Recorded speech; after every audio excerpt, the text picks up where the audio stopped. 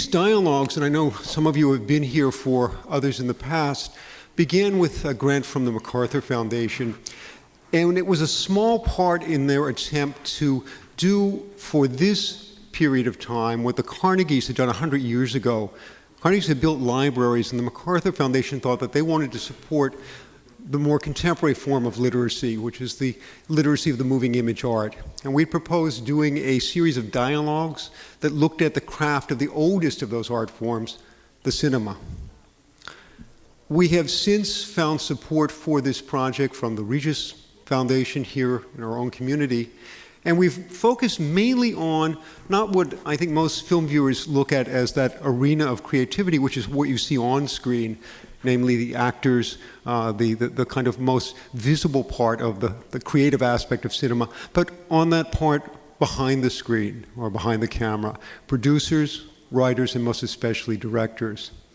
Over the years, we've been able to acknowledge and in a way celebrate and finally hear from a number of actors turned directors. Our very first program in this series was with Clint Eastwood, who at that moment had done, I think, about 15 or 16 features. He had been directing for 2 decades and was here to talk about yet another new film, a film made right before The Unforgiven. And our moderator that evening is our moderator tonight.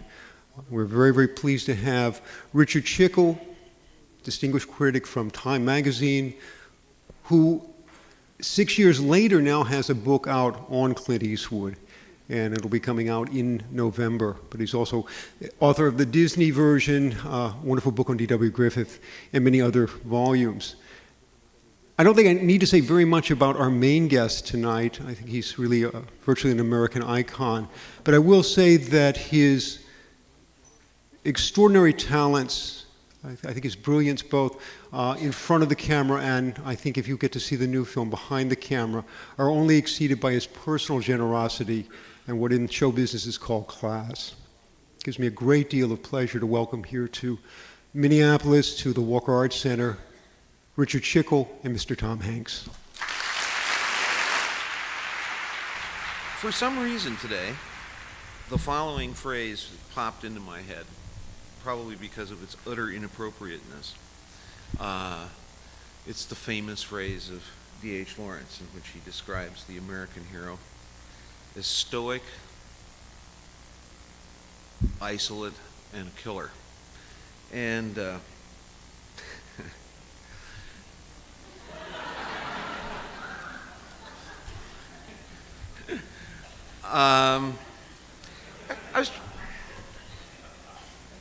but the reason it popped into my head was that Bruce and I had been running through clips that we were thinking of playing for tonight's program, talking about.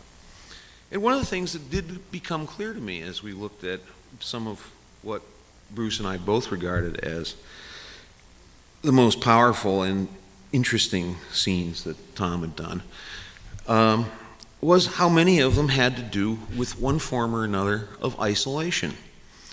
And overcoming it, dealing with it in some way or other. And the fact that the one word that it seems always to be attached to him, likability, a word that I think you have said you would like never to hear again in your life,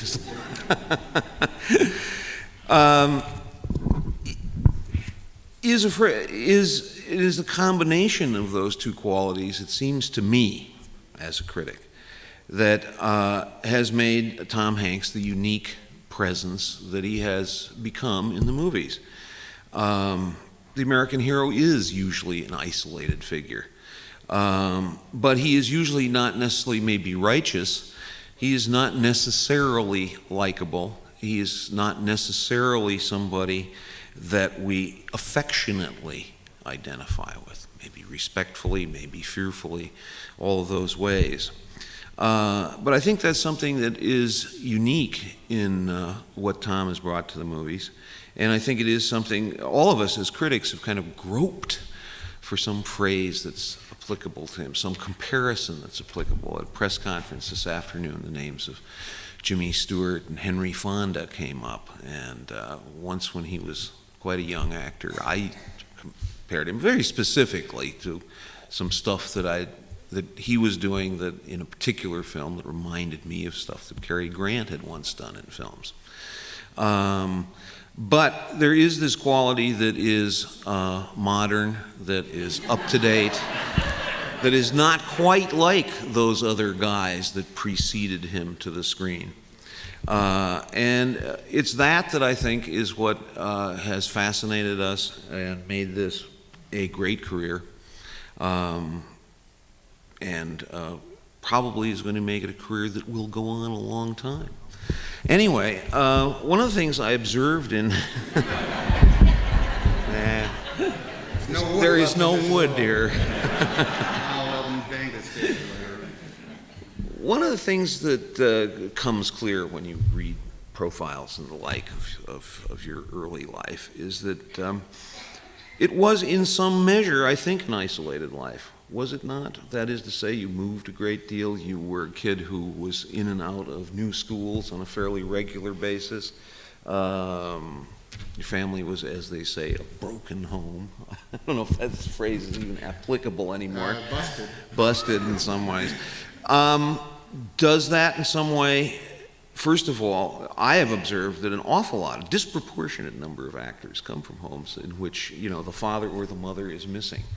And it does seem to me that there may be some need for attention that comes out of that circumstance. That's kind of like a first question to reflect on. And the second one might be, does that isolation creep into your performances in some way, some sense of the fact that many of us in life are perhaps lonelier or less communal than we once were in America, or at least like to think we once were?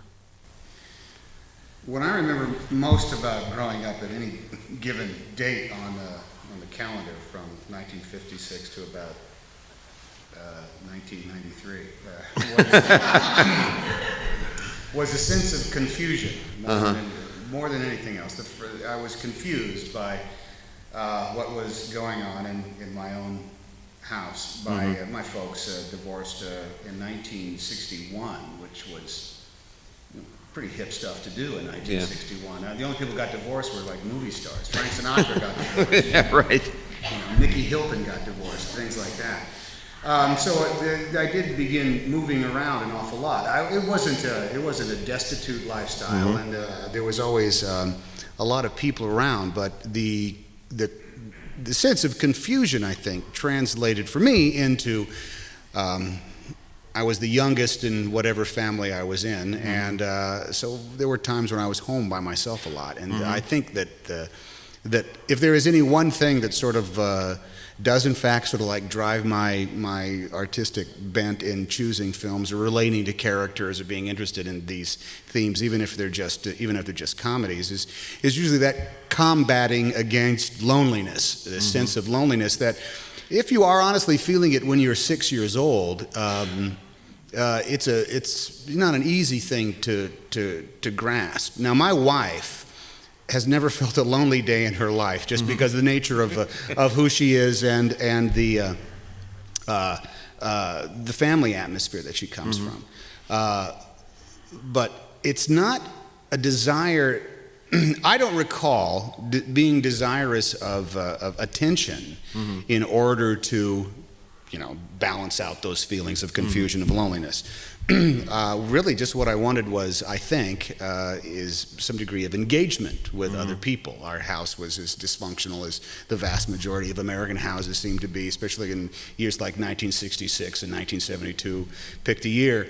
But what I was always wanted to be in was just, in a room full of a bunch of animated people who were doing anything other than arguing with each other, because I'd seen plenty of that. As soon as the argument starts, well, that's time to go off, and it's better to be by yourself then. But I was always just looking for the gang kind of ensemble that a family is supposed to be, or a classroom is supposed to be, or a playground is supposed to be. And then later on, what a theater actually is completely based on. A group of people, some of them are getting attention, but others are waiting for their moment. theater and theaters and movie companies are funny, aren't they? They're very intense families that you're not stuck with for life. Thank God. I mean, in other Thank God. words, you know, it's very intense, very loving, very close usually, and then everybody goes their separate ways. And Well, that's very loving for about the first 2 weeks. Right. But as soon as you put the books down in the play, you begin to start hating some of those people. Now, intensely, as a matter of fact, really, and having no respect for them or their work or where they came from. You don't want to be like them, and why'd they get that part in the first place? And how come I don't have that part? Because I hate him. I hate her too, and I can't play her part. I understand that, but I can't stand. I should have his role. The ensemble atmosphere of my experience at a place, the Great Lakes Shakespeare Festival in Cleveland, which is now the Great Lakes Theater Festival in Cleveland, was a huge realization that I came to, that you could be in with a bunch of people, you could be working with a lot of people, and you did not have to like them, and you didn't even have to respect them for 22 hours of the day. Mm-hmm. But those 2 hours that you were doing the play, there was something that was actually superhuman and very cool that was expected of you.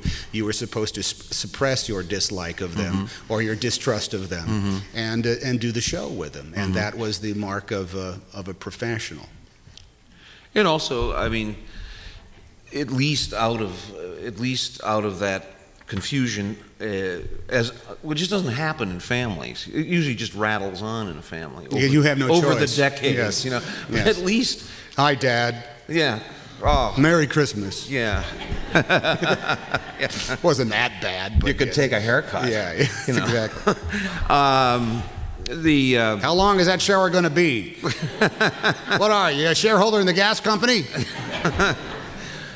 But at least for those 2 hours, out of the dysfunction, function came, if it was a good show. And so that's a kind of like a thing that I think is can kind of make you go on. It would give purpose to your day.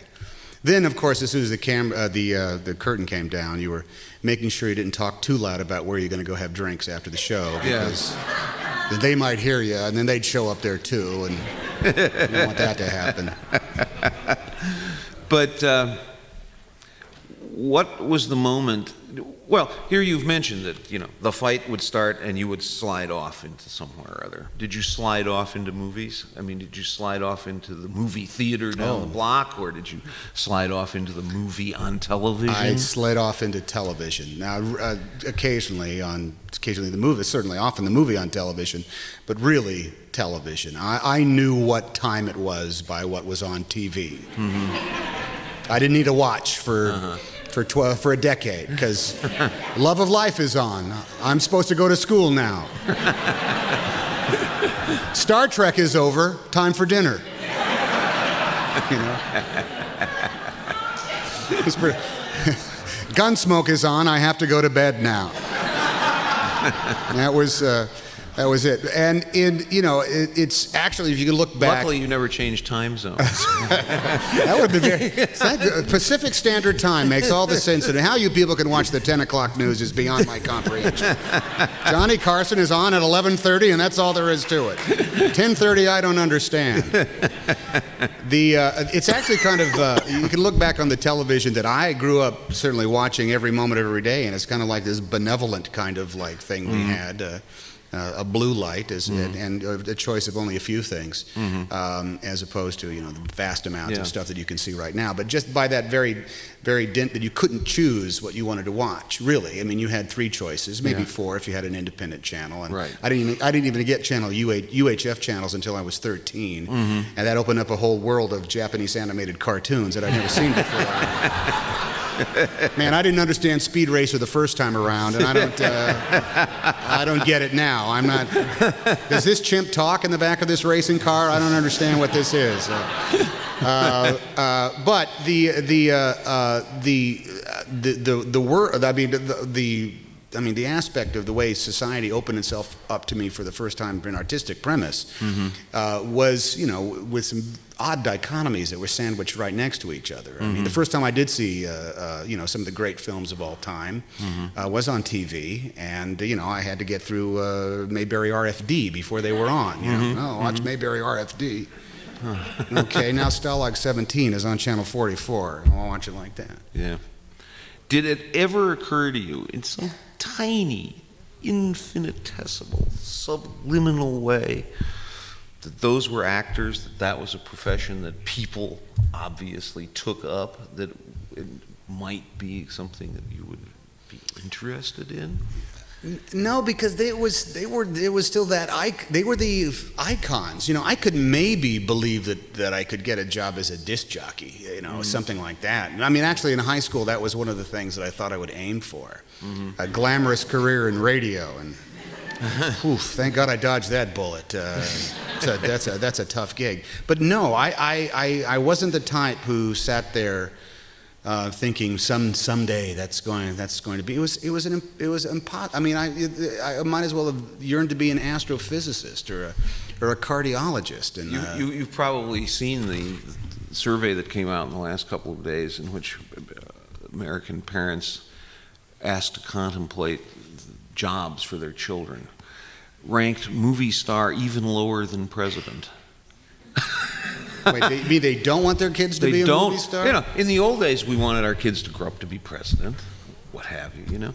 President ranks, they'd rather they were a carpenter than either a president or a movie star. Learn how to use your hands. Man, in some ways, I wish I had some skill with tools, because I still got to call somebody to fix the screen door, so it would have served me well, as a matter of fact. But it really speaks to the notion that stardom is now something that where people are intruded upon in ways that they were not in the past, that your life is an open book. I think much of this survey was based on that. You know, if you're president now, then they go back through your entire childhood. Yes, yeah. If you're a movie star, you know, you can't, you know, walk down the street without you know, having trouble, or having a tabloid photographer take your picture in an unflattering position. Yeah, that happens. I think, though, it's a bag of snakes that somehow you open yourself, because there's movie stars like, they say, for example, Daniel Day-Lewis. Yeah. I have no knowledge of Daniel Day-Lewis other than the movies that he makes. Right. He's an absolute chameleon and a mystery. There's others like that, but I think that in the harsh realities of the commerce of being a movie star, sooner or later you open up some sort of crack in the door, and the next thing you know, you are some degree of fodder, not just for tabloids and stuff that comes and goes, but just that kind of like juggernaut that is movie motion picture marketing, and the thousands of television shows and publications that make their living off of talking about the people who make movies or television shows. Well, what was the moment? I mean, this was a high school drama class, I think, or something where you said, hey, this is kind of fun, and this is kind of interesting. That it was this is something I could do. There was when you become suddenly cognizant that you can actually make a choice somewhere now, that life isn't this thing that drafts you, you know, that you, you're going to plumbing school, and you're going to be an engineer. When there was like a choice, I realized that you could decide to do things, and though that could actually become your skill. I knew a guy a kid who I went to 5th and 6th grade with, who said in 5th and 6th grade that he was going to be an architect. And I just thought, you're nuts. You're not going to be an architect. You'll be something else. Well, he's an architect, and you know. It took me a few years to realize that I could say something. Now, I went to high school, the first year I was in high school, I thought there were certain things you had to do. I thought you had to try out for sports, because what Wally Cleaver did on Leave It to Beaver or something like that. All the boys on My Three Sons were always at on the basketball squad or something like that. So I guess I had to too. So I tried to play on the soccer team without ever having played soccer. They needed guys on the team, so I said, hey, well, I might be able to make that team. And unfortunately, there were about 14 guys on the team who had played soccer for the last 6 years of their life, so I stood around and rooted for them as much as I could on the sidelines. A member of the team, but never played in a single game. It was very sad. No, didn't play in a single game. I thought there was a law. Doesn't the school system have some kind of bylaw that says you have to let me into a game? No, Tom, you're just that bad. You're going to stay and you're going to root for the team. But I did run track that year because actually I was kind of fast. So I could run the 440 and the mile relay. But they were so cripplingly not fun. I mean, it was honestly, it was not fun. The only day I truly remember from working out for the track team was the day I went over to the pole vault pit and stuffed some of the sponge rubber under my shirt and sort of looked like I had shoulder pads on and went over to where the spring football team was having tryouts and asked the coach if he needed a tight end. That was, and the guys all cracked up and even the coach laughed, and so that's what I remember from my track workouts is sticking sponge rubber under my shirt, pretending I'm this is your very first sight gag? Well, that was my first use of humor in order to crack up a bunch of people I really didn't like.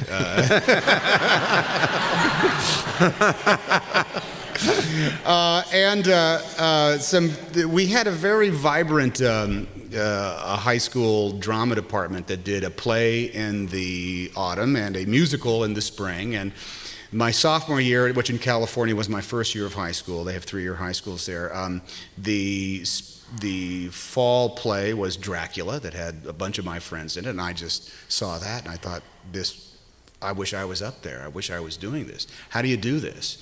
And the next year, I enrolled in drama class, and we actually had a classroom that had a small stage with a curtain at the front of it. And my drama teacher, who's now the world-renowned Raleigh T. Farnsworth, the man I outed in front of 3 billion people on the Academy Awards, he was, he just loved the theater and he loved plays, and he didn't hate us kids, so it worked out pretty well.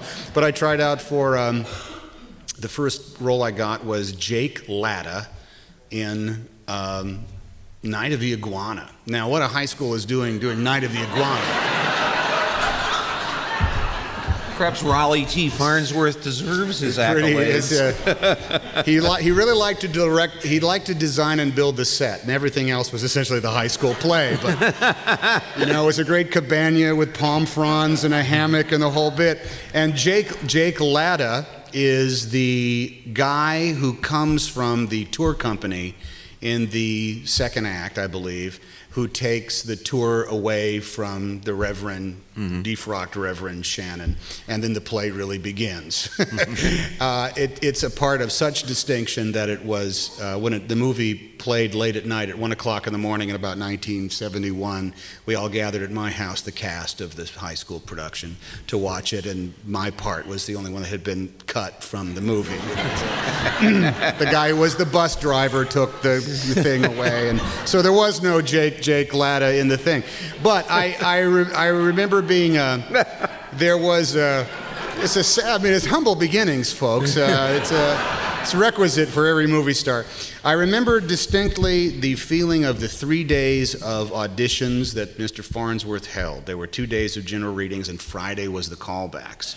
And it was 2 hours from 3 to 5 of incredible nervous anticipation. We were all seated down in the theater just like this. We'd have to come up on the stage and read the scenes as we were doing. And he mixed and matched characters and actors and actresses, and did that for 3 days and was called back on Friday, and so did some more. And then that weekend, Saturday and Sunday, truly, I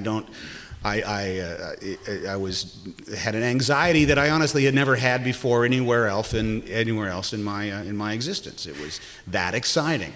I was going to find out on Monday morning whether I had been cast in Night of the Iguana. And Monday morning, you're riding the bus to school and the heart is beating. Is my name going to be on the paper? Is my name going to be there?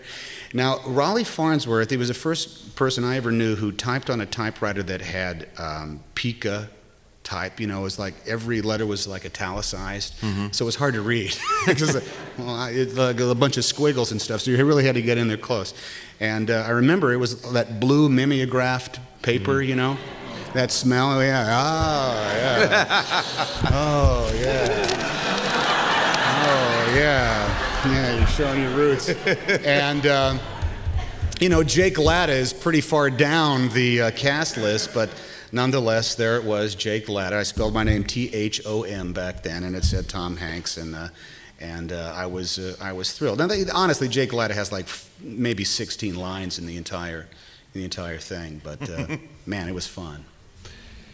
And did you say after Jake Latta, life after Jake that's it? You said the die is cast. I will be an actor. It was it was a brand of fun that I didn't know existed anywhere. It was such an incredibly intense place to go. It just beat the crap out of the track team. It was just, everybody was vibrant and alive, and there were chicks there, there were girls, and it was like, it was always this hubbub of activity, and I realized, I honestly thought that was the most fun that I ever had. And, at the age of 15, to suffer a crushing post-creative depression because, your role of Jake Latta in Night of the Iguana is over. It took at least 10 days, Richard, in order for me to come out of my alcoholic stupor. I was so depressed. But it immediately gave me a taste to want to do it again. And I was the stage manager for My Fair Lady, the spring musical, and the next year, I did like one-act plays in the high school department, and the next year I was just an acting maniac. I did it all I can, but I still didn't think in high school that was something that you could actually pursue somehow. I thought still, eventually, I would have to become an insurance salesman or work at a hotel or something like that. I thought that someone was going to say, "Hey, wait a minute now." And it wasn't until I was in my second year of junior college that I even tried out for another show. Really? Yeah, yes. What did you think you were doing, Tom, in that interim? Well, I had this is why I thought I was doing all the responsible things that you're supposed to do. I was going to junior college. I actually sent my SAT scores to 3 institutions of higher learning. I sent one to Villanova. Because you get 3. You can send 3 free ones for them to take the SAT scores. Well, what do you want? Villanova. I was hoping they'd send me a sticker or something like that. Thank you for your application. Here's a sticker. You're not getting in. I sent one to the Massachusetts Institute of Technology. Because, we're just trying to crack everybody up. Well, where are you? I'm going to send one to the Massachusetts Institute of Technology. And I sent one to Chabot Junior College in Hayward, California. That's where I went, and they accepted me with open arms. And I thought what I was doing there, I thought, well, you know what? I'll go to junior college and I will take all of the those courses that are required of you. Your ology courses, your zoology and biology and sociology and ology, the study of studying things, ology. And I truly just bided my time, bored out of my skull with being a college student. There's this line in that Laurence Olivier says to Dustin Hoffman in Marathon Man, as Dustin Hoffman is being tortured, how I envy you your college days, the one time in your life when truly nothing is expected of you. And, that's what I was reveling in. I don't have to do anything. I'm just going to college. And it wasn't until much later in that I ran into an old friend of mine from high school, and he said, "Why aren't you trying out for plays?" I said, "Well, I don't know." And he said, "Shame on you." He literally said, "Shame on you. You should be doing plays." And I auditioned for Our Town. I had a job then at the Oakland Hilton Hotel as a bellboy, which is a fabulous job because you get tips. You got cash in your pocket all the time. And I was taking drama classes at the same time, but I was just taking those for fun, just because. But you weren't going out for plays. No, I was not. I didn't really think you could work that into your life. Yeah. I thought there was some other responsible thing you had to do in lieu of having that fun. What? So I could stay on this early Tom Hanks for a long time. Oh, it's fascinating But stuff, Richard. Can you believe it, folks? We have this long... The Massachusetts Institute of Technology. If I still went to McAllister College, I probably could have gotten in. You know?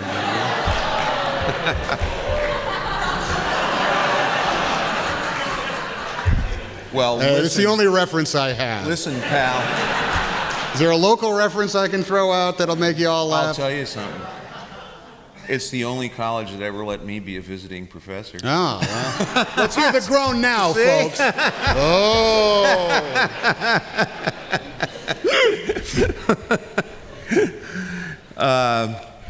But what professionalized this? That, I mean, let's skip ahead. to Please, that let's and do. Get on to early TV, first movies. Okay, that sort all of right. thing. Well, I ended up going to the Sacramento State University and actually studying theater arts when I realized you could make that choice. And all I did was study theater arts. Mm-hmm. I learned how to build sets and stage manage shows and whatnot. And because I was not cast in a show there, all my friends got cast in Joe Orton's What the Butler Saw. I was not. So I had to go to this regional kind of little theater downtown in Sacramento, and I was cast by Vincent Dowling of the Great Lakes Shakespeare Festival to play Yasha in The Cherry Orchard, the supercilious servant. That's what the review said about me. Right? I was a supercilious servant, Yasha. If I had gone to McAllister College, I would have known what supercilious meant, but of course I couldn't get in. As it was, you thought that was a rave, right? Yeah, I did. Hey, that's pretty good notice. But anyway, I ended up, because Vincent had a theater that he was trying to turn profitable, he had a program that he called the intern program, which was essentially, 50 slave laborers who were unpaid, who, because they got to work with bona fide professionals, were viewed it as a great opportunity. And it just so happened that it was the opportunity that ended up getting me into the Actors Equity Union, because they didn't have enough equity cast members to fill out a show of Taming of the Shrew. So I was able to play Grumio in that, and that got me into the union, and that got me 3 years of work with the Great Lakes Shakespeare Festival. And in the middle of that, most of the actors were there from New York, and they said, listen, if you have a card in your wallet that says you're a professional, you can't go back to Sacramento, California. You've got to go to a place like either New York. I had a friend, actually, Clive Rosengren, who was from Minneapolis, and he said, hey, man, there's a lot of stuff going up there at the Cricket Theater and the Chanhassen Dinner Theater and the Guthrie. But he was the only guy from Minnesota, and there were like 8 people from New York, so I ended up going to New York. Were you funny in these roles? I mean, Yes. Did you? I mean, I was supercilious, Richard. what I meant to say was, were you intentionally funny? No. What I meant to say was, were you being cast in comedic roles? Oh, yes. Primarily. Well, there's not many funny spear carriers, and I did a lot of that. Just kind of stand there.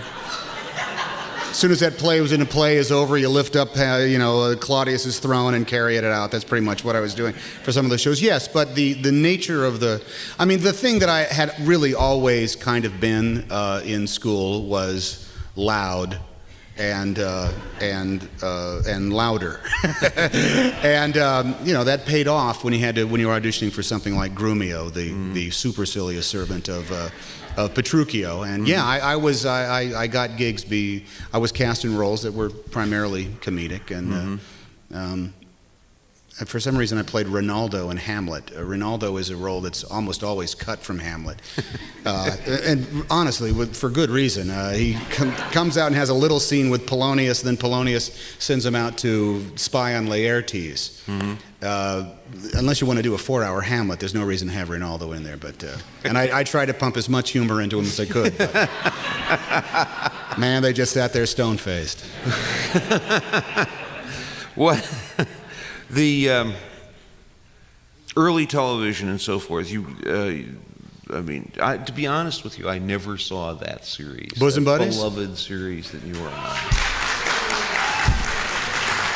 Hey, I was always out at night going to the movies, and so I actually didn't. But Oh, I thought you were just watching Magnum P.I. no, It was on opposite us, you see. right. But that was a kind of like you went to New York and they found you and you did that. If I had known what was going on in that process, I would have probably become nervous and blown it. I just kept going to these minute-and-a-half meetings with people in some office somewhere in Midtown Manhattan, and I would do whatever they'd say. Take your glasses on. Okay, put them off. Okay, read this. Hold this up. Spin around. Bark like a dog. Say moo. I do anything. I do anything they asked me to do, and the next thing I know, I am flying first class for the very first time on an airplane to Los Angeles to test for a bunch of that season's TV pilots. I tested for the TV version of Breaking Away and didn't get it. I tested for the TV version of, what was the Chevy Chase, Goldie Hawn movie, Foul Play. I tested for some show called Blue Jeans about a rock and roll band. I actually kind of learned how to sandbag the audition for that one because I didn't want to do the role. If they gave me that job, I didn't want to have it. And I auditioned for Bosom Buddies and was actually cast in that. I was part of a Joyce Selznick, the casting office, and a relation of the famous Selznick family, although not a close one, was in charge of this thing called the ABC Talent Development Program, in which she would go off for, once a year and cover Chicago and New York and Los Angeles and sign promising newcomers to exclusive contracts to ABC. And out of that fabulous talented pool of people would be their new members of a lot of their new television shows. And I was in a group that included Al Corley, John James, who ended up being on Dynasty, Ann Gillian, who did her television series, Donna Dixon, myself, and I was on Bosom Buddies. How did you feel about yourself as an actor then? I had no concept of myself as an actor in any way, shape, or form. I was still operating on the loud or louder school of auditioning. My audition piece for classical Shakespeare companies was a farce from Beyond the Fringe, the Peter Cook and Dudley Moore thing, which was a bunch of Shakespearean gibberish. Yeah. Because I knew that everybody who had gone in before me was either doing the bastard speech from King Lear, or now is the time for something from Richard III. So these poor casting people had to sit through bastards, bastardy up for bastards, that kind of stuff, and they were just bored out of their heads. And then you came in and I would walk in and I would do a little comedy, and they loved me to death. Not that they gave me the job, but they said, "We want to thank you so much." Had you, in these New York years, had you done any kind of earnest acting studies as you've gone to Herbert and Uta and all that crowd, or had you not done that sort of thing? I didn't do it simply for the reason that if they had told me I was bad or worthless, I would have believed them, and it would have been bone crushing. They had the Theater Guild, I believe, what was it called? TCG, Theater Communications Guild. You could go down there and audition, and they would sort of like pipeline you out to theaters all over the place, and I wouldn't go because they had to like you. They had to think you did a good audition piece before you had literally passed their muster. They had open auditions still at the Public Theater down in Lafayette Square. And I would not go down and audition for them because if I didn't get it, it would have broken me. And also, I didn't really have the greatest amount of confidence in my chops at that point because really, I only had, honest to God, maybe 6 credits on my resume, and only 3 of those were real. So the others were lies. I actually told these people I could juggle and play the guitar, and I could not. I could do neither. I couldn't juggle or play the guitar. What are the odds of them asking me? I always thought. By the time I got out by the time I was cast in Bosom Buddies, if you look, as you all study the early episodes of Bosom Buddies, I believe the kinescopes are still available. On sale in the lobby. Yeah, on sale in the lobby. $28.95 a piece. All I do is I shout so loud. I mean, my parrot! Where's my parrot, Modigliani? Henry, what are we going to do? That's the way every line, I think I'll have the tuna salad sandwich. That's the way I delivered every line. I was just shouting. Because when you get the job in television, they think you know what you're doing. So no one said to me, look, this is TV, the microphone's right there. You don't have to yell. Nobody said that to me. So I was still thinking, well, this is what I did in Cleveland as Grumio. And it was only through the pain of watching myself Thursday nights at 8:30 following Mork and Mindy with a handful of other Americans, because they were watching Magnum P.I. with Tom Selleck, which premiered the same year we did, but he was on the cover of TV Guide long before his show was even on the air. That's when I realized, no, I'm really doing something horribly, terribly wrong. And that first year of Bosom Buddies was I actually did kind of spend examining this thing called acting for a camera. And it looks horrible because it's on videotape. Most television series were done on film, but we did 4-camera videotaped show, and the lighting is bad, and then the hair is huge, and and I look like a big Stockard Channing in drag, and it was. And I'm living in a horrible house, somewhere in the valley, and I don't have a car. I mean, it was an incredibly educational process that was also at the same time big time show business. It was an odd dichotomy to be in. Did that really, other than teaching you not to shout when it was inappropriate, did that make you an actor? Yes, it did. 2 years of every week going in and doing it? Because it was acting with a gun held to your head. Because Peter and I, Peter Scolari, the other bosom buddy, or the left bosom, I'm not sure which one. Maybe I was the right bosom. He and I became so tight in the course of making this that we actually had this kind of strange Gestalt communication. We were only guys on the show. All the girls had their dressing rooms way on the other side of the stage.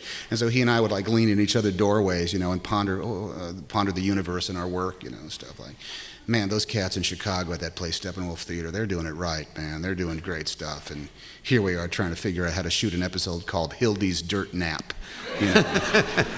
But we wrestled with our craft there. Peter was from the Colonnades Theater Lab in New York, and we really did wrestle with it. We felt so inferior because just 2 stages down they were shooting Taxi, and the stage across the street, Robin Williams, was still a nationwide phenomenon. And farther on down, Henry Winkler was in his 14th season of being Fonzie. How long can that guy live above a garage? We never understood, but. And still be the toughest teenager in all of Milwaukee. I never quite understood that. But the second season of the television show, he and I, both at the same time, really did try to perfect these someone never told us this, but we realized through osmosis that less was more. And that we, as the actors, had to combat the demands of the script, the demands of the producers, to always make it louder or funnier or faster or choppier or whatever it was. And we were always trying to do these incredibly small and subtle things. And in the second season, if you remember the hit television show Bosom Buddies, there was one episode where it was just me, Peter and myself in a log cabin, snowbound up in the woods, and it was one of the first times the two of us, it might have been the only time, it was just he and I in the episode together. We were separated from the rest of the ensemble. So it was literally a 2-person play between these 2 guys who could finish each other's sentences. And the good news is right about that point, I think both of us figured out how to do it. The bad news was we only had 3 episodes remaining till our show was canceled. So we're a little late to the process, but we finally figured it out. Because we have all these clips to play, we have to make a quick jump. I thought we were going to start with the pilot of Bosom Buddies and then go to the second episode of Bosom Buddies. Well, that was the original plan. We have disappointed hundreds of people, Richard. You keep giving these long answers to these questions. Sorry. I'm still fascinated with my Horatio Alger story. But obviously we're going to, well, not so obviously, but why not? We're going to start with Splash. I think we should. And thank God for Splash. Oh, please. No, please. Thank you. How'd you get that job? I got this job because no one else would take it. There was an A list of actors at the time that was cast in 1983. I essentially spent a year unemployed in Los Angeles, not a good place to be. But I had done one guest spot on Happy Days, and the guys who wrote Splash, Lowell Gans and Bob Lou Mandel, were still like executive producers of Happy Days or something like that. Excuse me. And Ron Howard, little Opie Cunningham, Ron Eat My Dust Howard, Ron the Smith Family Howard, was going to direct this pretty much big budget mainstream Hollywood motion picture for the Disney studios. The A-list actors at the time, which consisted of people, I don't know, like Dudley Moore, Richard Dreyfuss, Elliot Gould, whoever was on the Richard Gere. There was just no way they were going to make a Little Mermaid movie with Opie Cunningham. It just wasn't going to happen. You know, I guess they had seen the Boatniks and figured that it was like it was a thing. And so I got to go into this, I met Brian Grazer, the producer, for the first time. And it was also one of the first times that the producer was about my age. He was a young guy. And Ron we were all essentially, you know, all peers. And they were just trying to get this thing made. And I went in actually thinking that I was reading for what became the John Candy role. I had no attention or track record or anything that would warrant me going in to read for the lead. But I just talked with him for a while, and with Brian Grazer, and then I talked to Ron, and then I went home thinking that, well, I guess that's it. And I had the sides. I was prepared to read for the role of the wacky brother, but they didn't ask me to, so I was actually kind of bummed out. But then Ron called me back and said, listen, I'd like you to come in and read, but I'd like you to read for the lead, the Alan guy, Alan Bauer, I guess Alan Bauer, is that his name? Alan Bauer. Well, all right, fine. And because they were young guys, I wasn't intimidated by them. It's not like every other audition process felt like you were going to the bank to ask for a loan or something, you know. Some old guy in the back, thank you very much. No, you don't get it. But this was like just kind of go off and goof around and play. So I read. He videotaped me on, I guess, maybe 2 or 3 scenes, maybe 5 scenes. And it was easy, and I just rattled it off. And he called me up the next day and said, listen, first of all, you got the part. Secondly, I'd really like this actress, Daryl Hannah, to play Madison, but the studio is giving me some trouble. So can you come in and do it? I'd like to do a film test with you and her in order to cement the job for her. And I said, what? All I heard was you got the part, and the rest was the head was spinning, and you know, it was that ludicrously easy. Wow. Well, we're going to play. Please, let's see a clip. Enough of the Tom and Richard show. Anyway, I don't think we need to explain this clip. I don't even know what clip it is. If we do, we can do it afterwards. All right. Very good. Which one was me? I don't. See what I mean? It is, I think, you know, I mean, hey, you're a guy who ends up with a mermaid. It's not normal. You know? It's a little outsider-ish, it's a little odd, yes. And a guy that has something wrong inside. Right. Yes. That's my thesis. Well, it's a good one. But anyway, anything more to be said about that? Work on it. John Candy. Well, John was one of the most miraculous human beings on the planet. Really, that's John. The John in real life was exactly like that. In the best of all possible ways. He was a great instigator and organizer. He was like that to everybody he met, perhaps to a fault. I mean, you know, he was talking to strangers on the street like that sometimes. But a very big-hearted guy. There followed in this after the hit of Splash. Yeah. There followed a period where you did Volunteers, The Money Pit, and Turner and Hooch and whatnot. These were extremely... No applause for those. Well, They can't all be hits, you know. well, I went and I hauled out my reviews, and I gave you 3 in a row good reviews Oh, is that right? on those movies.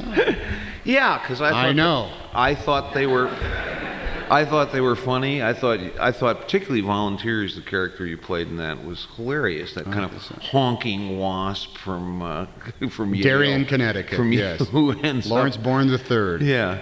Lawrence Bourne III. And then, of course, I always like dog movies. Actually, Turner and Hooch was. There's some good stuff in Turner and Hooch. There's some damn good stuff in it. What I'm getting at is that despite their relative... Dog lovers. I think these were all actually, in commercial terms, successful movies. Yes, they were. This is the weird thing. Yes, Yeah. they were. Which is sort of... Well- no, it's not weird. They're not bad movies, you know. They all. Didn't they do something for you? In a certain sense, I think every actor who is going to have a substantial career. It needs a period of time when it doesn't make that much. I mean, he shouldn't be in horrible movies, but he needs a time for the public to kind of take stock of him, to take him in a little bit, to get past that first, oh, wow, he was terrific in Splash or whatever, and become somebody that you, what should you say, get used to in a pleasant way. I have a feeling that movies like that make it possible for you to go on and do quite a different kind of movie, and if you hadn't had those movies, maybe that wouldn't be true. I think it's absolutely true. At the time, it was such an educational process, not just about how it is to make a movie, but what you have to go through as the performer in that movie in order to somehow tell the truth on any given day that you're shooting. What was great about it, this is the riff, and actually it's in your programs, which do cost $1 a piece. I made Bachelor Part, and I made these movies almost back to back. I had very little time in between them, because at that point I didn't realize that you could say no to anything. And look, hey, they're asking me, I better do it because they're going to stop asking me sooner or later. So there was Bachelor Party and The Man with One Red Shoe and Volunteers, and I can remember this era of filmmaking easy because everything was so new to me and the images were so clear. Volunteers, The Money Pit, Nothing in Common. I essentially made those 5 movies pretty much back to back. And in doing so, I learned how to be a filmmaker. I learned how to drive to the soundstage or the location every day and slowly put everything that was honestly going on in my life behind me, so when the time came, I could stand up in front of the camera and be charming or witty or sad or whatever was required. And I was able to learn how to do that without ever using an artificial stimulus for doing it. I wasn't tricking myself into doing that. I was actually learning how to take the mental steps and the actor's preparatory steps in order. The kind of stuff they actually, had you gone to a proper drama class, I might they have would have learned, probably yeah. taught you how as Stanislavski, an actor prepares. They would have taught you how to do that. So- You'd have learned it on your own driving down the 405. Exactly, and by myself, because I wasn't a big enough star to have a driver yet. You know? But once again, for all those movies, it was an educational process for me, and yet it was big time show business because before my very eyes, and much to my amazement, I had become something of a bankable movie star for a certain type of movie in an atmosphere that was supposedly, cutthroat and vicious and incredibly dangerous, but I had no idea because they just kept asking me to make movies. And so I did. Did you have a kind of, again, possibly out of a childhood where you were a little bit economically, did you disarranged? Did you feel like, this is my shot, I've got to have it, I better take every job that comes along and put the money in the bank and against... You bet.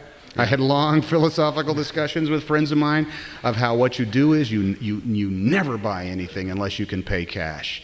Because if you have to make payments on it, your nut is going to improve. And I looked at every movie as buying me, this now buys me another 3 years of independence. So when it all comes down and it stops, I'll be able to live for 3 years without having my house taken away from me. Yeah. That's the way I thought. It is uncanny to me how much in common all actors' stories are. I mean, the details are different, but the emotions moving people, at these stages of their lives. I just finished writing a biography of quite a different kind of movie star, and this Michael Keaton? this unnamed movie star said to me, he said, "I didn't feel secure until I'd done Dirty Harry." Well, man, he'd been a star for a decade by that time. I wonder who he's talking about. But yes, the point being that it takes that long to say, well, maybe I'll get another job. Yeah. But was there a restiveness, because we're going to come up now on 2 more movies, but the one you shot before the more famous of them, were you saying to yourself, I got to do something besides these bourgeois comedies? I got to do something. Yeah. They're going to get tired of this, or I'm tired of it, or whatever was going on. What was going on as you headed up toward our next clip, which will be Punchline? Not yet. What were you saying? I got to get something edgier. Got to get something. Whatever. I was trying with every job to, as a hedge against the future, to expand whatever horizon, whatever spectrum I was being accepted in. I was a light comedian. I was a leading man in kind of romantic comedies. And what I was always trying to do is have some aspect of either the theme of the movie or the character, just to bolster that a little bit, so we just get into some other colors, just so there was something else that I could do. In Volunteers, I was trying to do like a full-on character with a different voice and like that. In the Money Pit, it was a huge, big-budget special effects movie. Yeah, but you're also playing a lot of wonderful kind of desperation in that. I mean, that to me is I think where I made the Cary Grant remark. Oh, yeah, that's okay. Now because I do recall. It was about that kind of fuming. A lot of this. Yeah. Exactly. Yeah. Yes. Which he did awfully well. Well, he used to do, and then he'd whinny like a horse. That was one of his good comic tricks. With a movie called Nothing in Common that Gary Marshall directed and I made with Jackie Gleason played my dad, and Eva Marie Saint played my mom. That was truly the first time where I actually said to the director, "Look, I'd like to do. Let's go all the way on this. Demand something more of me, so that this story of the father and the son would be much more serious." That was the first time I thought that I knew enough about the movie making process to ask to be invited to the filmmaking process with the director and the writer, saying, "No, I think this should be different or better, or this shouldn't be here at all."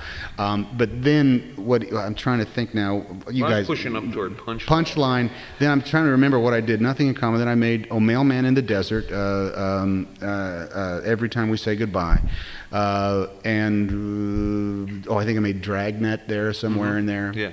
Dragnet. Then did I make Turner and Hooch? I can't recall. Yeah, I think Turner and Hooch actually. No. That was later on. So when Punchline was around, this was funny studio politics. I had a deal at Columbia.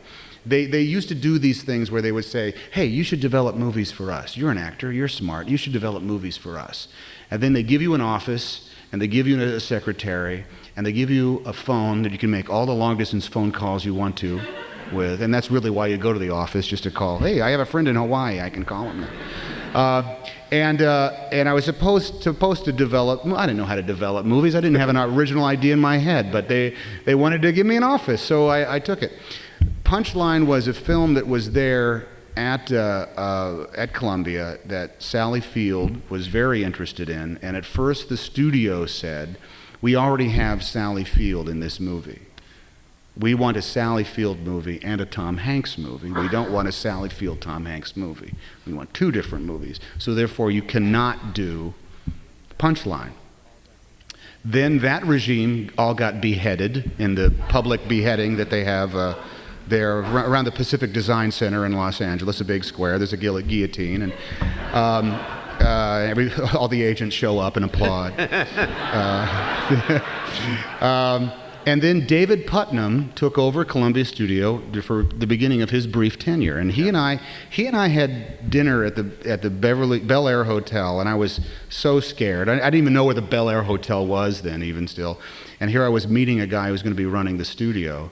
And he said, Tom, what do you think about your work? And I said to him what I just said to you. Well, what I'm trying to do is I'm always trying to expand the horizon of what's expected of me as an actor, so that's the only way I can grow. And so I know I'm doing comedies with a capital C, but there's some other things in there that I try to do different. And he looked at me and says, well, that works in theory, but I don't think you're really doing it. I think you have to make a bolder choice. And I said, well, I'd love to, but I got to operate with what's coming down the pike. And he said, well, why don't you want to do Punchline? And I said, I was told I couldn't do Punchline. And he said, what do you mean? I said, well, the last guy's there. I said, Sally Field movie, Tom Hanks movie. I don't want a Sally Field, Tom Hanks movie. And David Putnam went like this. That's just the kind of thing that I'm trying to bring a halt to. And the next thing I was doing was I was having a meeting with David Seltzer, who wrote and directed it, and not long after that I had a meeting with Sally Field, who was actually attached as one of the producers, and I ended up getting the job. The scene we have here, I'll let you maybe set it up a little bit. It's the singing in the rain scene. Oh, okay. The character of Stephen Gold is a stand-up comedian who is probably the most... he is unredeemable. He is an unredeemable human being. He is. I always viewed him as being that kind of refuse that washes ashore in places like Venice, California. He is. This is what I said when I was having a meeting. I said, look, I know guys like this. And what's heartbreaking about them to me is that they only feel truly alive for those moments when they're doing their stand-up comedy, because they get to be despots up there. The world operates at their own speed. They stay up as long as they want, and they make the audience laugh, provided they're good, of course. And at that time, they feel such incredible rages of power that it screws them up for real life. As soon as they get off, they are not that person anymore, and they literally can't deal with life as we know it. That is the case with countless stand-up comedians. If you do it too long, you become a hideous human being. And I thought that this was a guy who, at the age of 25 or 26, was well on his way to being one of the saddest human beings on the face of the planet, and that's the way I played him. And in this case, he has this ridiculous love infatuation with a woman who's much older than him, who is married, lives in New Jersey. And he actually thinks that, deluded by this power of his life as a comedian, he thinks he can convince her actually to run away with him. I think that's a great scene. I really do. How much was that worked out? I mean, how did you work it out? Was that largely directorial? Was it largely you? Was it? It was all me. It was all you, of course. David Seltzer had said early when we were, in rehearsal, said, "Would you like to? I'll bring in a mime and a choreographer, and we can plan something for that." And I said, "Get out of here! I've seen the movie. It's all right. I'll come up with something." And so that was what we did. Really? Yeah. That's remarkable, because there's some wonderful beats in there. It was, this was the most important movie in my career, actually. Punchline was. This was the first time that I openly said I would like to do this. I declared my intentions prior to taking the job. And even though the movie, it wasn't a huge, massive success, and there's a lot of fake moments in it as far as its examination of the world of the stand-up comedian. It is the first time I saw the movie and said, I don't know who that guy is. That was the first time I stopped thinking about the specifics of what I wanted to do and just went along with the instinctive thrust of what I had been thinking about. And yet, having just said that, I have also read, I think an interview you gave out at the time, that you thought there was more of yourself in this part than there had been in some of the other parts. Now, can you put that together with what you've just said? Yeah, because it's a thin line between control and chaos. And when you're dealing with the incredible personal sensations of either acceptance or rejection from utter strangers, if you give in to the self-loathing that goes along with putting yourself in that place to begin with, I mean, what kind of pathetic human being does this and either makes a living at it or feels good about himself by do you pursuing extend it? that beyond stand-up comics to all persons who perform? There's a poem about the tightrope walker that an actor is, that every night he steps out on that little wire, and is he going to fall? And why is the audience there? Are they there to see him successfully walk across the wire, or are they there on the odd chance that he's going to fall down and kill himself? Which is it? And I think that for myself as a human being, it's a constant battle to make sure that you don't fall down, because once you do, man, it's very hard to get back up there again. So you think all actors, even no matter how much success they pile up in life and all that, they can never fully relax, can never fully say, well, I got it made now. I don't think They'll turn against me like mad dogs. None that I have come across really feel any other way. That it's all just a matter of time. It's interesting that you made Punchline and Big back to back. Yeah. Actually, I guess Big was made after Punchline, but Punchline came out before it. We made Punchline in the winter and spring of '87, and that scene was actually shot in February at 125th Street in Manhattan. It was freezing cold, and they had rain machines on top of it. It was miserable. But Big is I suppose in most people's eyes would be the antithesis of Punchline. But Big is also, for an actor, kind of a remarkable thing to attempt, isn't it? Go ahead. Well, just the notion of playing a 13-year-old, a 13-year-old mind is, I think, seems to me a big challenge, difficult to do. Is it harder to do, radical innocence than it is to do radical shittiness? Or It is the easiest thing in the world. Doing Big. It was the easiest. Really? It was the simplest yes to say, because the screenplay was so good. I mean, it was all right there. I got together with Penny Marshall when we were actually honestly talking about doing it, and I said, I get this. I think I understand this. It's about, this kid. We had a discussion. Actually, it was this moment. We were trying, Penny and I didn't know each other very well. Then we're trying to size each other up and feel each other out there. And is she going to really let me go with the instincts here, or what's the deal? And we had a discussion about this scenes in when Josh is in the office. Now, there had been a couple of other movies out at the same time that had the same kind of theme. A kid is really a man, or a man is really a kid, something like that. We were going to be like the fourth movie in that whole narrow genre that came out within 5 weeks of each other or something. And more often than not, they had scenes where the adult who is actually a kid is in an office. And in some of these movies, the kid was marveling that he could spin around in the chair. And he looked down and would spin in his chair. As in, this chair spins. Isn't this fun? And we both knew that is such a horseshit moment, pardon my language, but I just heard myself say fuck in the screen.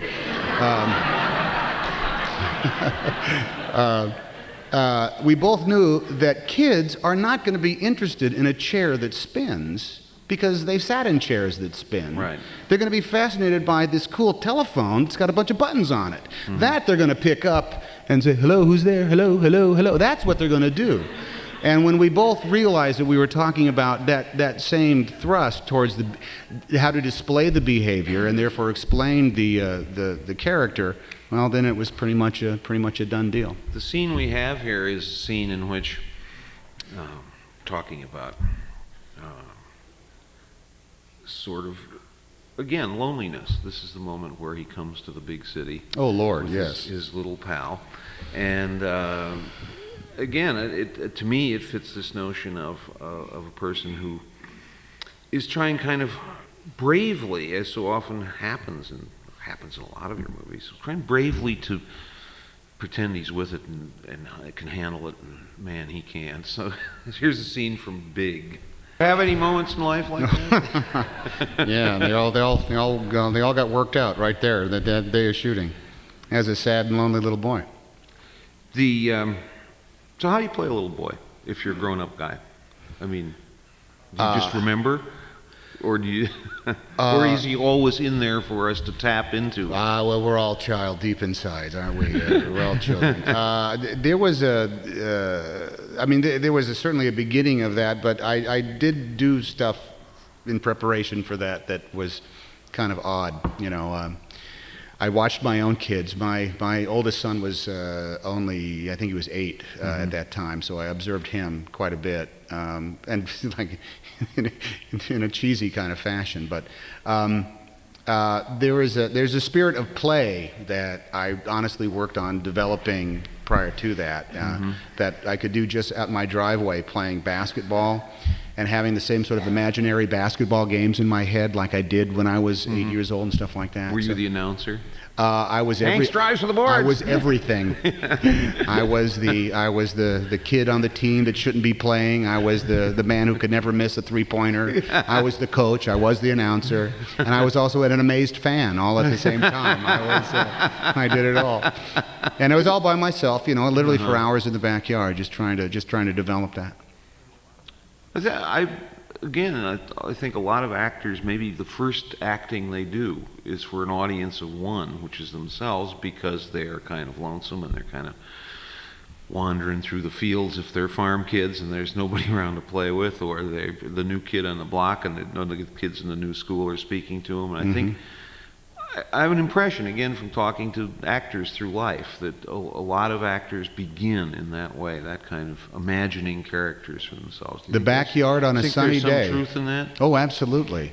The backyard on a sunny day, I distinctly remember running for hours. I'd just nailed a sheet to a stick and it became a flag. And so suddenly I was Johnny Tremaine, or, you know, the little drummer boy, or fighting the Battle of Gettysburg in the bamboo, you know, field back behind our house.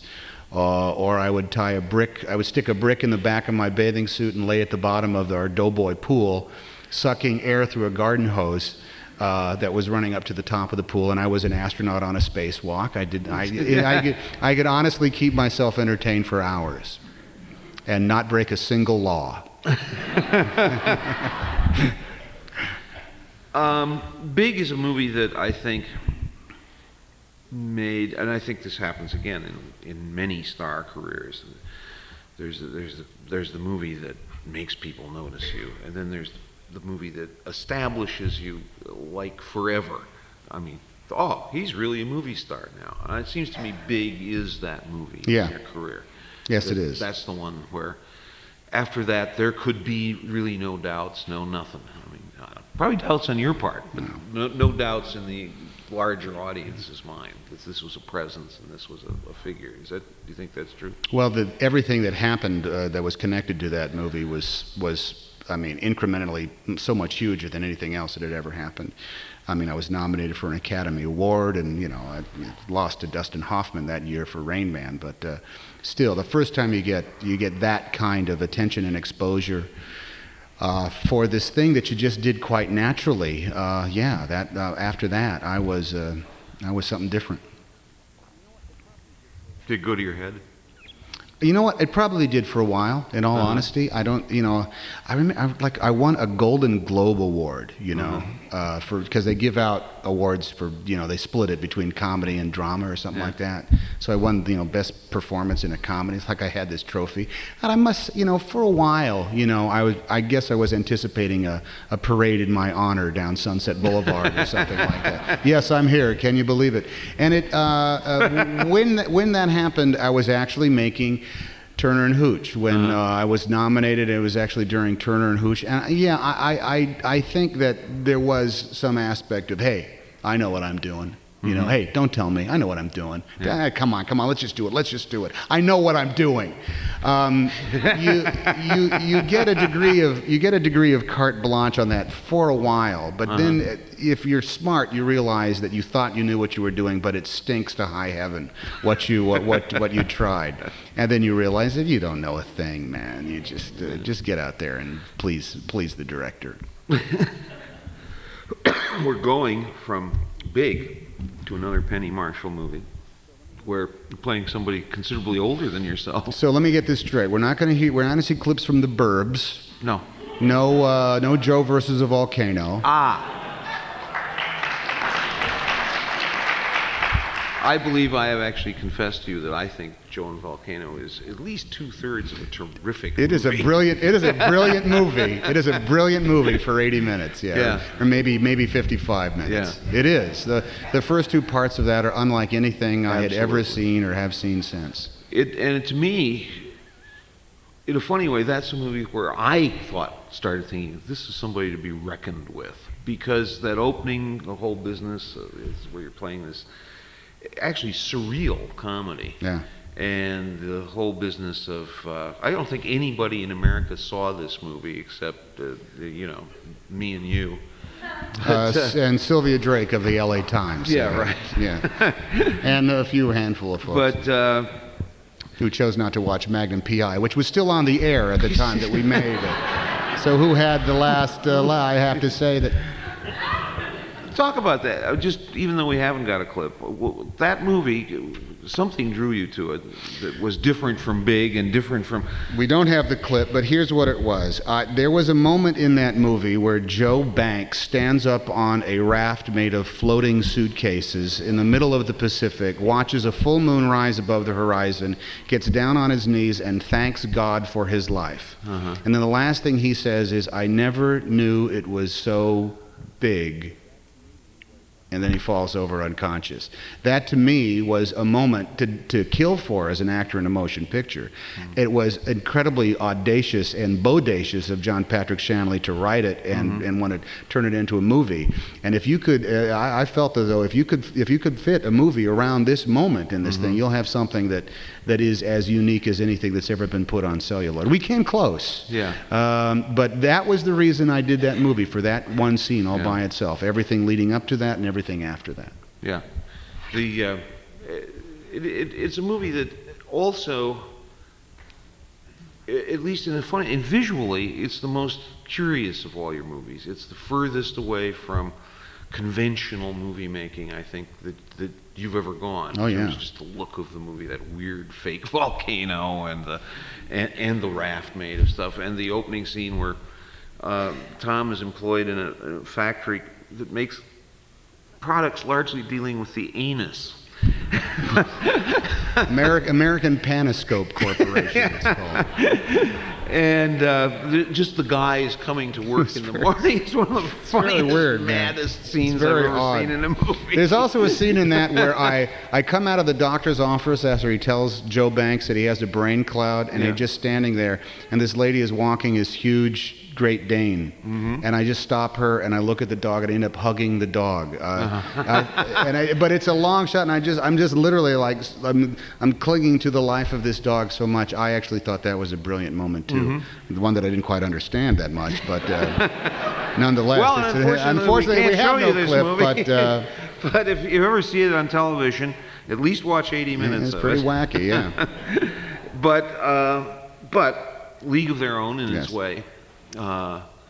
That's a wild character for you, isn't it? Well, this veteran, tobacco chewing baseball manager. The secret of that, I thought, when once I was reunited with Penny, was that he was only 30. I was 36 when we made that movie. It was 4 years ago.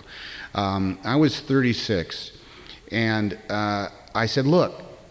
It was written as a 50-year-old washed-up, thing. And when I was talking to Penny, we were doing that feeling each other out thing. Even though now we were good friends, I was still feeling her out. And I said, "Well, do you think that I could play this role the way you want me to?" And she says, "Yeah, I think you can do it. Yeah."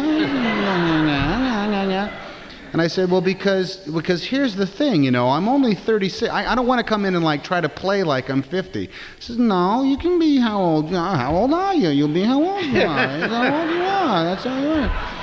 And I said, because, you know, that's kind of, that raises the stakes here a little bit, because, you know, this guy now should still be playing ball. His best days aren't behind him. He should be enjoying the best days of his career right now. That's a brilliant insight, because at 36, most ball players are washed up.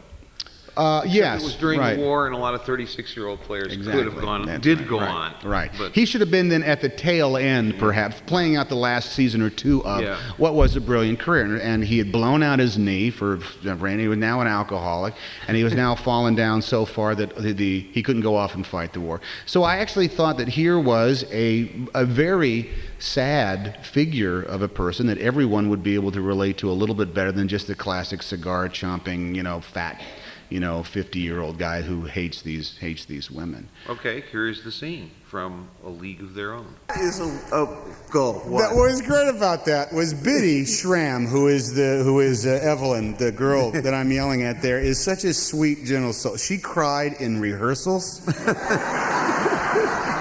She cried at the run through the camera block. She cried every time I yelled at her. It was such a well written. You just couldn't go wrong with that. It was so much fun to do. It's It was great. and wouldn't you say? I mean, you know, based on what you've done before, you've never really done anything quite like that. No, you played depressed, and you played a little pissed off, and you played confused and all that, but you'd never played rage that I can remember before that. I had never played a man with a history. That's what I thought when I did this. I had never played a man who had a past. I always played guys who were going through the defining moment in their lives. I had never been a character who had something go on back in the back that was all ephemeral. It wasn't part of what the movie was, and yet it was the core of who the character was. So this actually is, I think, the first time I ever played a man in a motion picture.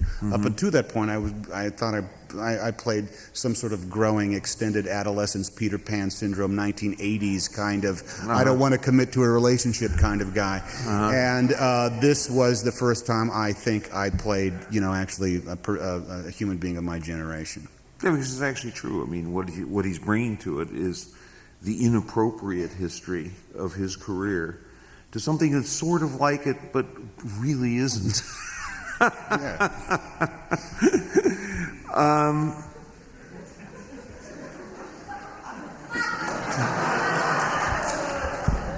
I have the slave camera here. It's kind of like that thing that Johnny Carson has. You know, he could always just kind of go like that. And then Steve Allen. The next clip we're going to play is, you know, is in a way a more conventional movie. That's Sleepless in Seattle. What clip is this, man? I don't remember. Shouldn't I know? I had to. It's the New Year's Eve scene. Oh, okay.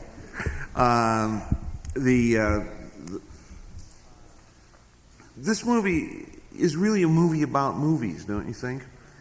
I mean, in the sense that it is a movie that comments on certain conventions of. Did you talk to Nora about this? No. Because this is exactly the way. This is what she said to me when we had.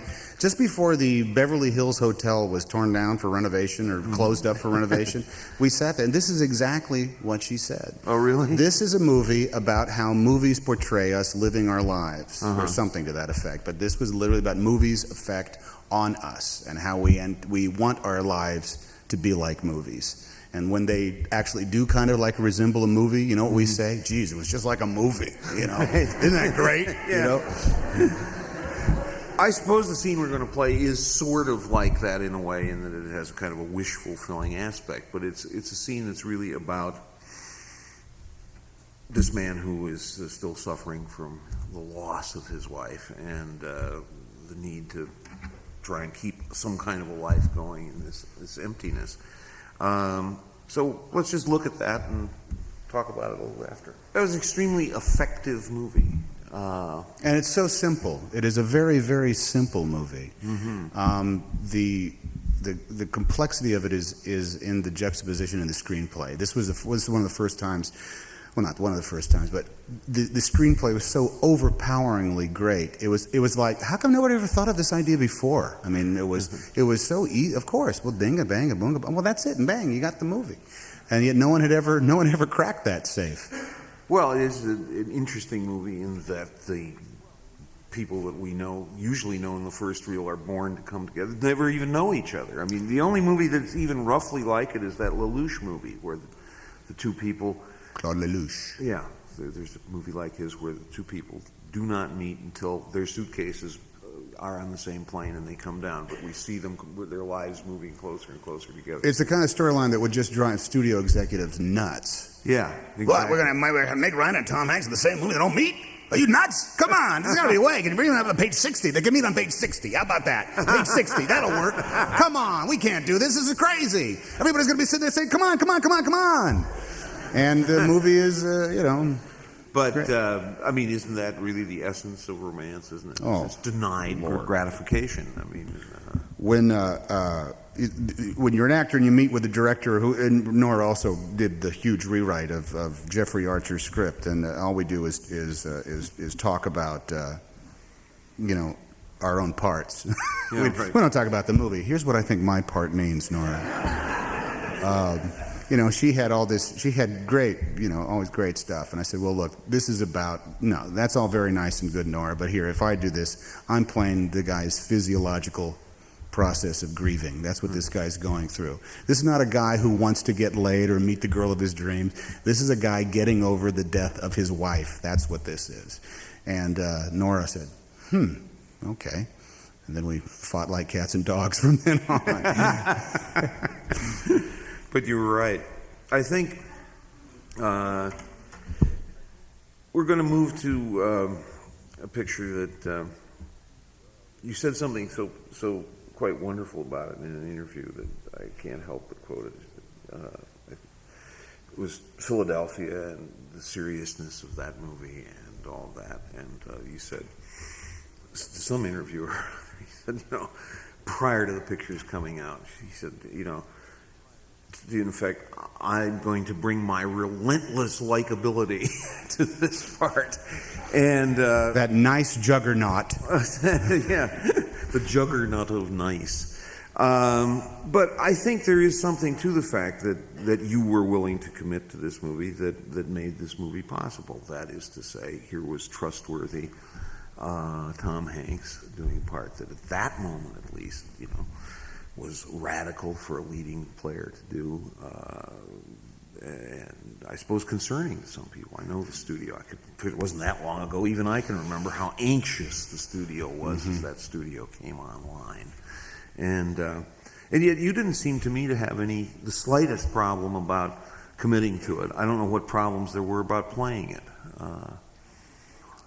None about. I couldn't believe that they were actually going to make the movie. This is the type of film that if you make it for $7 million, it's kind of understandable. Yeah. And you release it in a few theaters in Los Angeles and New York and the Twin Cities and Toronto and Chicago. Yeah. And it might make half of its money back. But here was a film that they were coming at. It was a major studio. It was like a $30 million movie, and Jonathan was going to be making it. It was a big undertaking, and the subject matter had never been touched in such a mainstream way. Jonathan wanted to make a movie that dealt with homosexuality, homosexuals in America, and AIDS in America, that would in fact play the local cineplexes, that would be able to stand toe-to-toe with mass marketing motion pictures that star like Stallone and Schwarzenegger and the like, and draw an audience. That's one of the reasons why he approached me to be in it. That's one of the reasons Bruce Springsteen does the not the title song, but one of the songs. That's why it's populated with his usual cast of his repertory company. He sent it to me after we had chatted about it briefly and asked if what role was I interested in, and I said, oh, Andy. Without question, Andy, because I felt even on paper that I knew who Andy was. It didn't matter that he was gay and I'm not. It didn't matter that he from Philadelphia or he's a lawyer and I'm an actor. I read through that and I just saw this guy is so much like me that I think I'm perfect to play. What are your points of reference really with him? Well, he says things in there. He says things about a sense of fair play. Mm-hmm. He also talks about the idea of there is a shadow life that goes along with it. He's not openly gay at the law firm. There are secrets that we all sort of like keep to ourselves, not because we're ashamed of them, just because it helps us deal with the realities of our daily life. I have those. They're different from Andy's, but I still have those sort of secrets. I also like the fact that he was going to be, in a lot of ways, the first homosexual man that big chunks of the audience would know was a homosexual, meaning that they live in a town or they live in a city or they live in a part of the city and they honestly don't think they come across gay people. Never mind that they own their liquor stores and they work at the bank, they're all over the place, but nonetheless in their mind mm-hmm. they do have yet to honestly meet a gay person because they haven't been to the Village in New York City or they've never been to San Francisco. Right. That's their mindset. And here I was going to be perhaps the first gay man they ever knew, that they ever met through the movies. And I come from a great family. I have a good job. I was a decent human being. And I had my wife, Antonio Banderas, and I had been together for 11 years. I liked the fact that it was as much a piece of relatively common Americana as I have come to represent. The scene we're playing is a scene where the character Tom plays is suing his law firm for unlawful dismissal because they've discovered that he's a gay man. And this is a scene of his testimony in court. That courtroom was filled with people who were suffering from AIDS, and in the course of the movie, I think we had 153 people who was either in a scene or worked on the film that had AIDS, and I think all but a handful are dead now. Right. Is that, I mean, I don't want to sound coldly, is to play a person chronically ill and ill in this particularly vividly tragic way, is that as an actor extraordinarily difficult, or is it actually not as hard as it seems? Or how do you relate to, not to gayness, to illness of that profound a nature? It beats you up in your real life to actually do it. You know, I talked to so many people who had AIDS and asked the most bold-faced of questions, like a bad journalist, you know. Mm-hmm. What were you doing when you found out you had AIDS? What were your feelings when you got the news officially? How do you think you got it? That was actually, it was such a prescribed way of preparing for the role that it kind of made that part of it easy. Mm-hmm. Well, geez, there's just so much I need to know. So it was really just conversations. The difficult part was at the end of the day, when,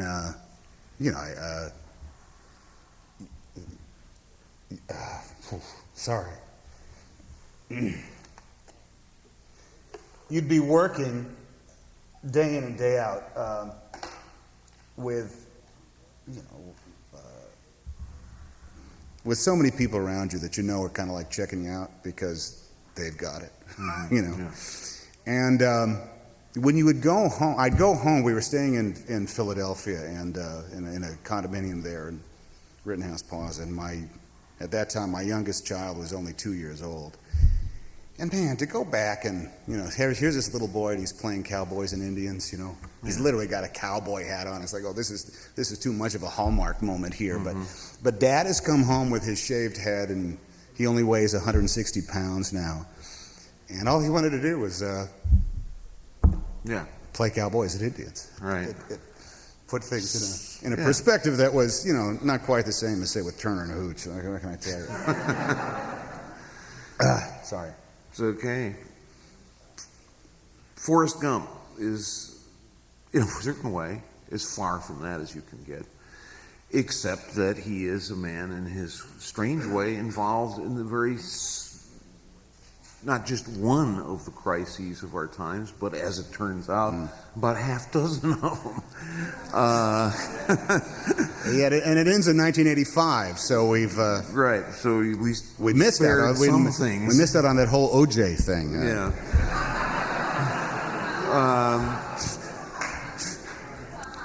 Is Forrest Gump in some ways kin to the Kid and Big? I mean, in Lord, there. yes. And in what ways is he not kin to him? Well, he is kin to him in his confusion. There's just so many. I always said this thing about Forrest was that he can only operate at the speed of his own common sense. He cannot rationalize. He can only do what he is told, or do what God says he's supposed to do, or do the things that his mama said he should always do. And other than that, that's his only template for living. All the rest of it, he has to be able to process through his own experience of what is this moment like? Is this moment like anything I've ever gone through before? And if it's not, then he doesn't know what to do and he stands stock still. Or he falls back on what he's been told to do. That's how he's kin to the Boy in Big. How he is not like the Boy in Big is that he is on his own. He doesn't get to go back home. And I think the reason why I think the movie entered into so many people's personal consciousness. The national consciousness is another thing. That's dictated by Time magazine and, what people thought about our revisionist vision of the 60s and, the computer technology of how did you talk to John F. Kennedy? But personally, I think that what Forrest figured out how to do by the time the movie comes to an end is combat his own loneliness. I think the reason why the end of the movie is so... You cry. When I was reading the script, I cried when Mama died. I cried when Jenny died. I cried when he was. I cried 5 times in the last 20 pages of reading the script, because there is a moment there when there is no recourse left for Forrest, and we know, having seen the movie, that he is now going to be alone. And because we have so much invested in him and we are projecting so much of ourselves onto him, that loneliness becomes our loneliness too.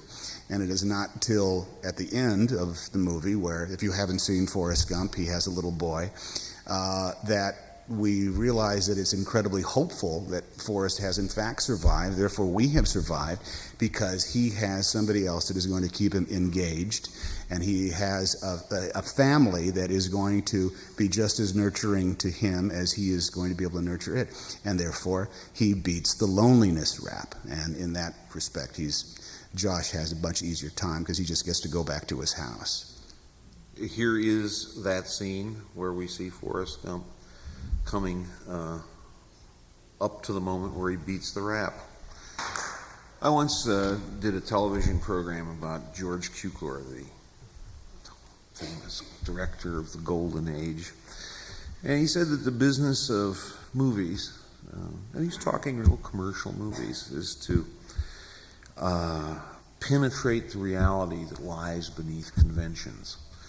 That's particularly the task, he thought, of actors, meaning that, however kind of corny maybe a scene is or whatever it is, what the actor brings to it is the human reality, whatever his reality is, that, makes that real. It makes it transcend the sentiment of it or the fact that we may have seen a dozen scenes like it before, or that it is a convention of some kind of movie. And I think, what we look at when we look at a career like yours is a career that, has taken all kinds of movies that are, in a certain sense, conventional movies. Some of them have a gimmick like Big or Forrest Gump, but some don't. But that the trick is to kind of get to this essential human reality, no matter how outrageous or movie-ish or what have you the movie is. I don't know. It's not a question. I think that's what you do. I think that's what you are doing. Do you think that's what you're doing? I'll be damned, Richard. You understand I meant that as a compliment. Yes, I do. Hey, well, anything that's got good George Cukor in it, that's going to be a compliment. We have to go and bust it. You know, we have to tell the truth under the most fake of circumstances. Spencer Tracy said that. I remember actually hearing that when I was in college or something like that. An actor's job is to hit the marks and tell the truth. Jimmy Cagney used to say They must have got together at the Friars Club. He or used to say, something, plant your feet and tell the truth. Plant your feet and tell the truth. Right. This is something that I did not learn until I had been doing this for a while. But once I learned it... What did you think you were doing if you weren't doing that? Because it seems to me like you were doing I thought I was fooling people. You know, I thought, there's a degree of smoke and mirrors that you can escape with your lines. Oh, really? When a camera's this close to you, you thought you could get away with that, I thought did you could. I thought, they bought their tickets, regardless. But there's no substitute for it. And I don't know exactly when I sort of fell on that, but movies are such fake enterprises. I mean, even the scene we just saw, the circumstances that surrounded that should have precluded us from being able to do something that I think is as emotionally, raw as that scene still is for me, as a matter of fact. We had, right prior to that, we had been in Vietnam, a car ride away, shooting a scene where Forrest, crawls into a tunnel under Lieutenant Dan's orders, and I stripped off my battle fatigues, jumped in a car, drove over to the big oak tree, and Bob Zemeckis and I were in my dressing trailer, and he was saying, "So, all right, what do you think of this?" And there was Eric Roth had written a big, long, kind of rambling thing that had stuff in it about life is a road, and sometimes you sit by it and it goes on, and you don't know where it leads to and where it comes. And it was all kind of good, but there wasn't a particular thing in there that we thought had matched up to an awful lot of the stuff that we did. So me and Bob just sat there and kind of like batted stuff back and forth about each other, about our own lives and about what's going on in Forrest Gump. And the end result was this. And we came up with that probably 45 minutes before we went out and shot this thing. And we shot it in an hour and 15 minutes as the sun was going down. And we only had maybe 7 passes at the whole thing for all of our setups. But what is up there now is verbatim what we came up with 45 minutes prior. And what we had to do was trust our own knowledge of what the truth was for Forrest Gump. And that what we then had to excise from what was there was the stuff that was smoke and mirrors and what was fake. There was stuff in that speech that Forrest wouldn't say. But this is then, I take it this is quite near the end of the film that you shot. Yes, it is. I think so. By this time, you two this. had lived with this and given to Forrest Gump, and I think this is kind of an important point about movies. A truth comes out of the process of making the movie if the actor and the director are paying attention to it that may quite logically be not the truth. The writer who a year or 2 years before and not living with it in the same textural way couldn't approach anyway. And so this is a kind of form of planting your feet and telling the current existential truth as you understand it at this point in the process. In theory, it can all work really great. Yeah. But in practice, when you're out there actually doing the battle brick by brick of making the movie, you come up against moments where you say, hey, this can't be. This simply cannot be. He can't talk like this, and he can't know this.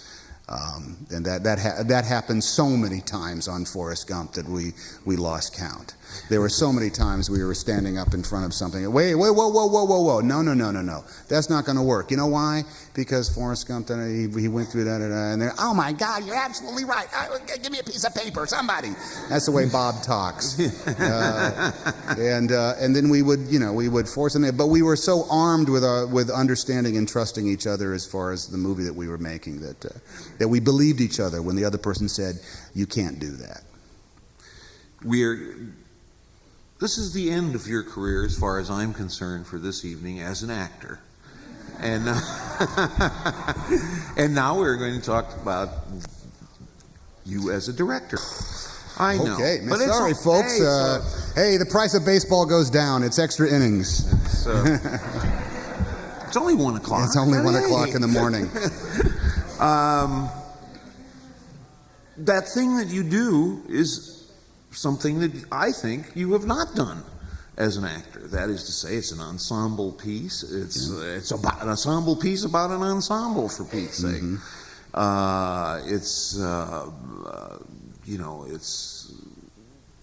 I take it something that, since it's about rock, the rock culture, I think rock maybe was more glamorous for you as a kid growing up than the movies. I think you've hinted at that. Maybe that's what was coming over the TV, the Beatles on Ed Sullivan or something. Seemed to you more glamorous than what, Charlton Heston, perhaps? or Handily, yes. Or more within your range, perhaps? Yes, indeed. The Beatles meant more to us than Kirk Douglas. There's no question about it. What sent you to this? What sent you to writing this script and then wanting to direct it? What clicked in your head to say, well, it's time to look back on my boyhood dreams? Because it's not your boyhood. You didn't grow up in Erie, and you didn't play in a band, so far as I know. And it was an idea that I could see in my head very, very clearly. And when the time came that I honestly needed to be doing something else, because I was in an unhealthful atmosphere of actually touring the country promoting that Forrest Gump, which was great in June, but by the time December and January came around, it became a very narcissistic and unhealthy position to be in. Really? Well, yes, like you're campaigning for your movie and you're having to ask questions like, is the world's revolution going to tilt if you win a second Oscar for this? And I said, look, it's just a movie that I'm proud of. That's the only reason I'm here. And by the way, I wouldn't mind having that second Oscar. I'm not going to turn it down if they'll give it to me.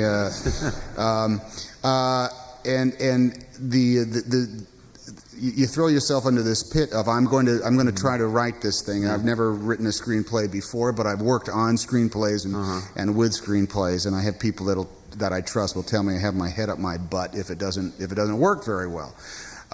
So the ensemble aspect of it came almost directly from my time on the bus with the Great Lakes Theater Festival, in which it is from outward appearances, it looks like everybody loves each other and has a great time, but as soon as you're on that bus for 15 minutes, you realize there are some people here who are not talking to one another, that it's a loose confederation of a creative alliance.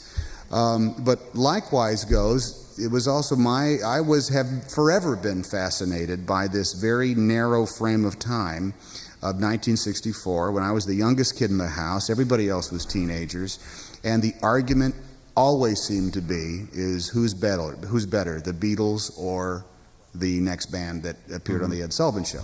Is it the Dave Clark Five? Is it the Rolling Stones? Is it Freddie and the Dreamers? Not too many people voted for Freddie and the Dreamers. But I was convinced that the Dave Clark Five was way better than the Beatles, because there were 5 of them, and I was 8, and I just wanted to be different from everybody else anyway. But the music still is very vibrant and lively for me now. I think my musical taste seized up right about the White Album. I don't think I've really listened to much since. The Go-Go's had a couple of good albums there in the 80s. And then I like the Pretenders and Springsteen, that double blast of Sherry Darlin and the Ties That Bind on the River. That's a pretty good couple of cuts. But I like music with the beat. And there was also this concept, the idea of the serendipity of the change of drummers. Serendipity is, I bow down before a god of serendipity. Thank God I wasn't cast in that play back in Sacramento. Otherwise, I wouldn't be where I am today. Thank goodness the Shakespeare Festival's company wasn't big enough to completely cast Taming of the Shrew. And this idea of a change of drummers because one breaks his arm, is that in fact the catalyst that makes the destiny for this band happen? And to me, that is just as vibrant an examination of the human condition as any other movie that I've been able to make. The one thing I notice about this is that the part you wrote for yourself, or I don't know if you wrote for yourself or at least decided you could play. We're not going to see that part tonight, folks, but anyway, he's a kind of a mean guy. He's a kind of maybe not mean, but he's awful awful realistic to these Pragmatic. kids. Yeah. They don't let me put on sunglasses and just kind of like hang in the background for a lot of movies. Yeah. I did specifically. I was writing this thinking that I would play the man, and I wanted him to smile with his face, but not with his eyes. I wanted him to be a mysterious man of questionable motives that we honestly don't know. Is he a benevolent dictator or just a dictator? I can't imagine how you could imagine such a fellow living in show business where we do not encounter I'm not persons saying of this type. I'm not saying it's not based on a string of representatives who worked for me. I've met a couple of guys like this occasionally, and It's shocking to hear things like that. there is a bottom line mentality that will use you when you're good and will use you up when you're done. But what we're going to see is the up moment from the movie. It's the moment at which this little band in Erie, Pennsylvania, has the first glimmering that their little garage tune may go out into the world further than their garage. Well, I'm not going to try and top that, and I don't know why you should. It's a terrific scene in a really lovely movie, and probably got a whole second career going. Well, it makes the hair stand up on the back of my neck still. Really? So, and I've seen it 1,800 times, so it works out okay. I just take it, I asked you this before, but Spartacus is a highly personal reference, is it not? You bet. Spartacus was one of those movies that you sought out and tried to see when you were 11 years old. There was just something about Spartacus. And even though I am Spartacus, it was like that. even though it was Kirk Douglas. Even though it was Kirk Douglas. But man, he was a good-looking guy in Spartacus, man. And Tony Curtis, too. yeah. I'm Spartacus. And so now you feel Spartacusian. Yes, having I do. done this. Unfortunately, that is now the first. No, that's the second reference to Spartacus. We had to cut some other references to Spartacus in the movie, But he is Spartacus. There's a couple, 2, 3 Yeah. things in it. We are obliged, because it's now 2 a.m, to go to some questions. Stick a hand up somewhere, somebody. There's one.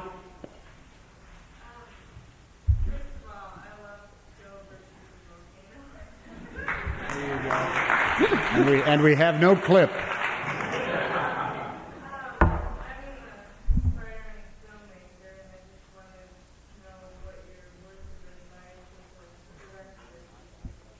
Man, I have so few words of advice as a director, other than change your shoes at lunchtime, because your feet get really tired, and it helps you get through the rest of the afternoon. It helps to be a prominent actor. No, I don't mean to be flip towards your answer, but I was able to become a director from the safest of all positions. I was a movie star the studio didn't want to piss off.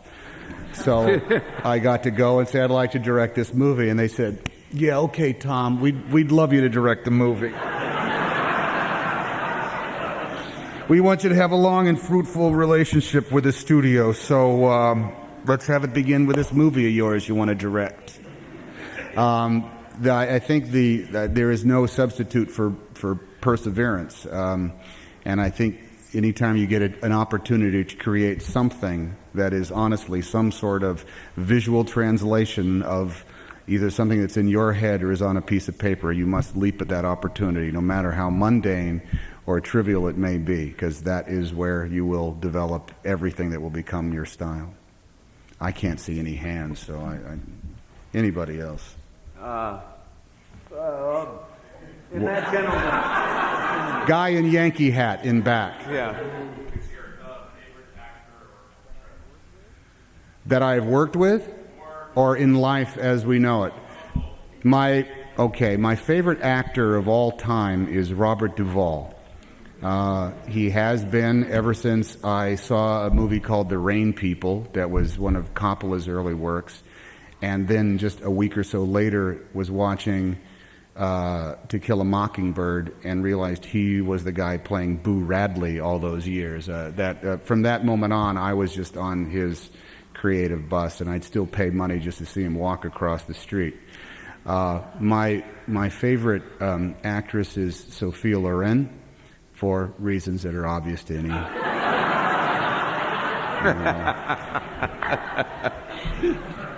Yes. I've turned down some great movies that have gone off and been very, very successful, but I don't regret turning them down because I quite simply didn't get them, and therefore they would not have been the same films as they turned out to be. It used to be I never ever said the movies that I turned down because they were just too painful. But now the statute of limitations has run out. I actually told on the phone Phil Alden Robinson that the book Shoeless Joe would never be able to be turned into a film because there's no way a movie could capture the magic of the short story. Well, the movie was filmed as Shoeless Joe and it was released under the title Field of Dreams. So I guess I was proved at that moment to have my little head up my little butt. I think that was when I was still riding the wave of megalomaniacal madness after having made big. Yes, there's a hand. Do you think agents in Hollywood tend to keep material from their actors that they represent their clients for their own purposes? Oh no! It's almost impossible to explain how this works. But every myth that might have been communicated, or everything you think is true about how agents operate, are really not true.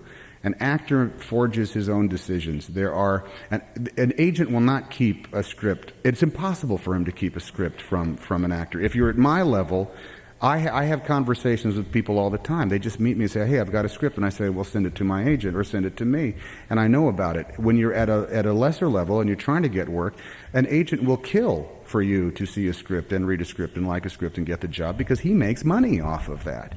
Agents are not nearly as powerful in getting an actor a job as they are powerful after the actor gets a job and they negotiate the deal. That's really what they do. They negotiate the deal to get you more money, to get them more money, to drive up the cost of filmmaking, to make it impossible to get. I'm being facetious, but as far as the getting of a job goes, that really is almost totally in the actor's hands, either by getting the audition and winning the audition. Way over there, yes? Whoops. Sorry. Of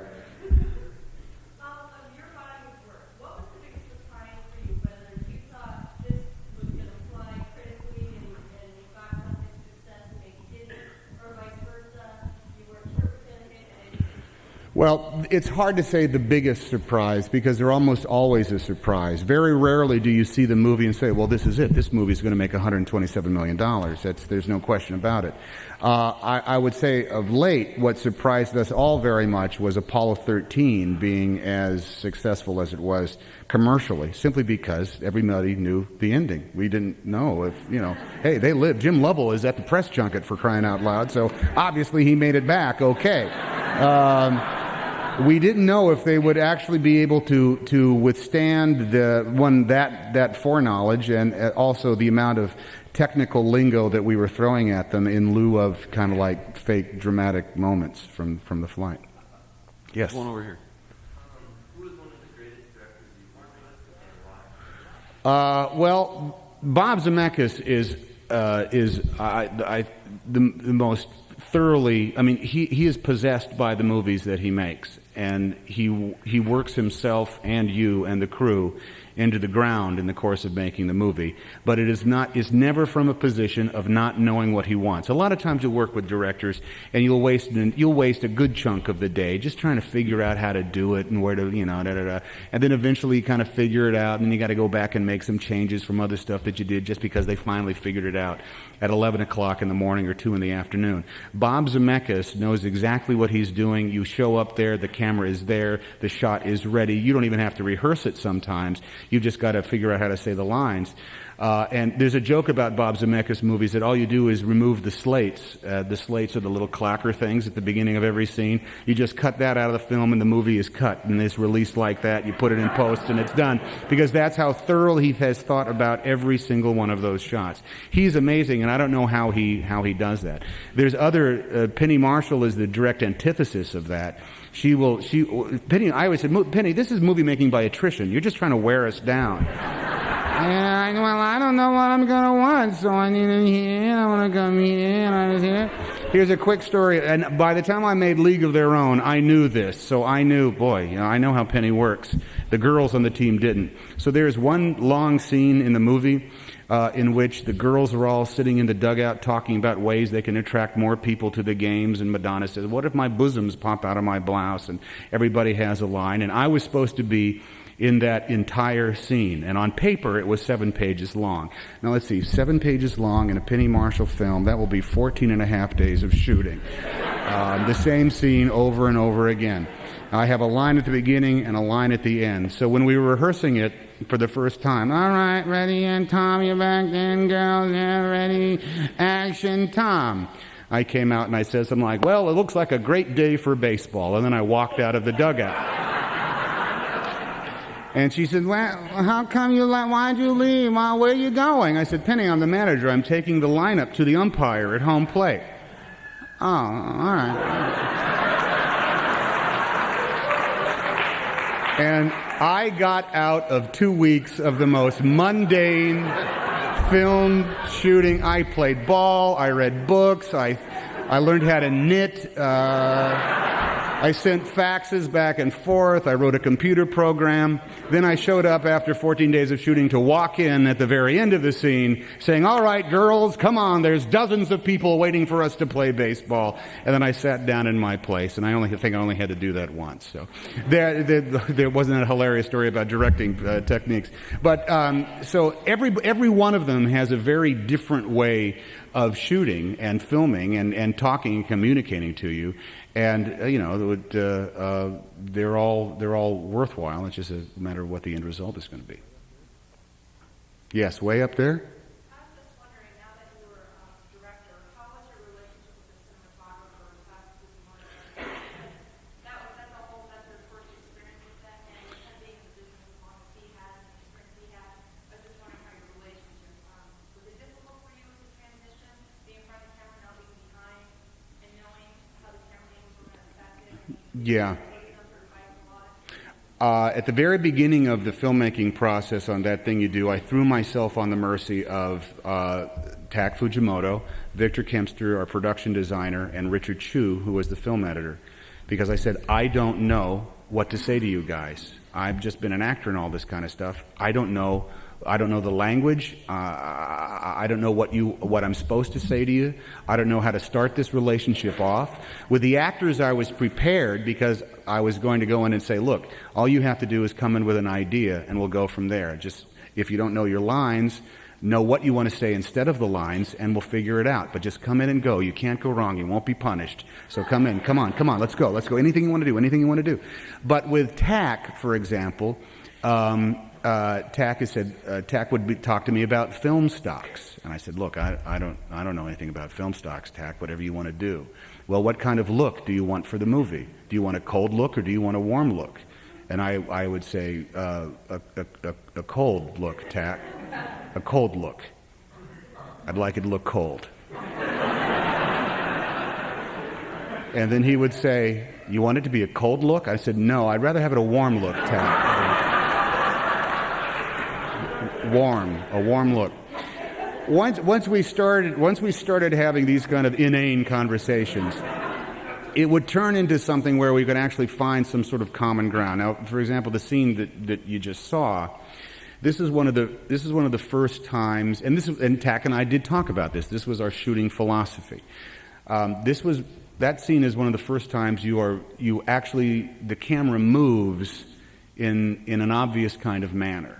Because I wanted the look of Erie, Pennsylvania, when the band is still in Erie, to be a static place. I wanted the changes in the visual narrative to come just from different cuts. We had a lot of cuts, but they're all static shots, as you might notice. So that when these kids hear their song on the radio for the first time, that's when we lay the dolly track. That's when we're moving down the street at 20 miles an hour. That's when we got a handheld camera that's whipping around inside the store. So that movement will translate into the kids' excitement. We were able to have those conversations periodically with Tak Fujimoto and myself, but more often than not, I was just saying, Tak, what's next? Because I mean, I'm not going to argue with the man, and I'm also not going to tell him to do something that is contrary to what he thinks is the best way in order to shoot a scene. I had ideas that he shot for me, and it's in retrospect, it's not surprising how few of them are actually in. The vast majority of what you see is because Tak Fujimoto knows so much about what he's doing. Maybe we'll take there's one guy down here who's been kind of patient. You've been up first, I think. Well, or speak in unison. Yeah. Is the movie's gain live theaters lost? You're speaking personally? And towards me, man, I don't think so.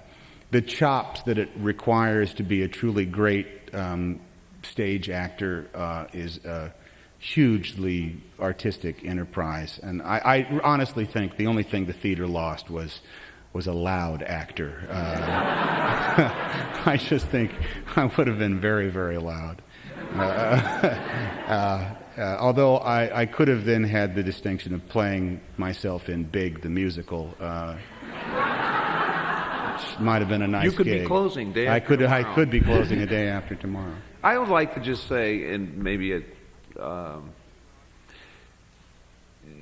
spent a lot of time watching acting in movies, and it's your job, Richard. Yeah.